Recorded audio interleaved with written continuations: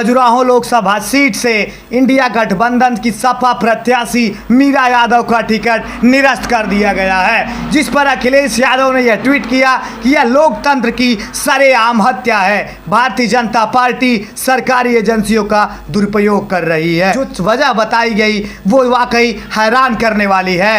एक तरफ हम छोटे से किसी बैंक में भी जाते हैं तो बाकायदा यह बताया जाता है हमें कि हमें कैसे सिग्नेचर करना है और कहां कहां सिग्नेचर करना है। ये चीज़ें हमें छोटी सी बैंक की ब्रांच शाखाओं में भी बताया जाता है, लेकिन उनके जो पर्चा निरस्त करने की वजह बताई गई वो यही बताई गई है कि उन्होंने बाकायदा सिग्नेचर नहीं किए हैं। सवालिया निशान तो तब खड़ा हो जाता है जब पर्चा ले रहे थे अधिकारी तो उन्होंने इस बारे में उनको क्यों सूचित नहीं किया। वो पर्चा बिना देखे ले लिए थे क्या?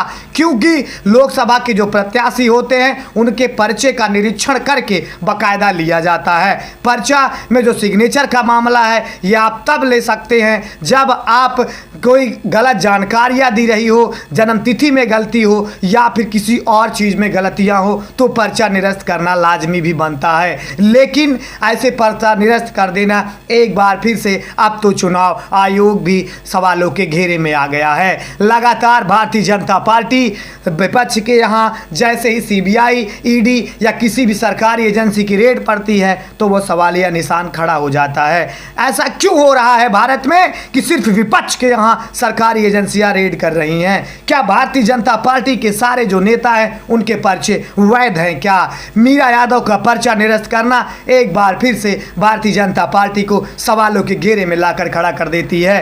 एक तरफ विपक्ष के बड़े नेताओं के यहाँ ईडी सीबीआई की रेड, दूसरी तरफ अब पर्चा निरस्त करना भी कहीं ना कहीं सवालिया निशान तो खड़ा ही कर रहा है। समाजवादी पार्टी के नेता अखिलेश यादव ने ट्वीट किया, उन्होंने ये बताया कि यह लोकतंत्र की सरेआम हत्या है, सरकारी एजेंसियों का दुरुपयोग है। भारतीय जनता पार्टी अपनी हार को पचा नहीं पा रही है। भारतीय जनता पार्टी को भी पता है कि यह हार उनकी सुनिश्चित है। दूसरी तरफ अखिलेश यादव हमला बोलते हैं, उधर मीरा यादव का पर्चा निरस्त होने के बाद एक बार फिर से सियासी हलचल तेज हो गई है।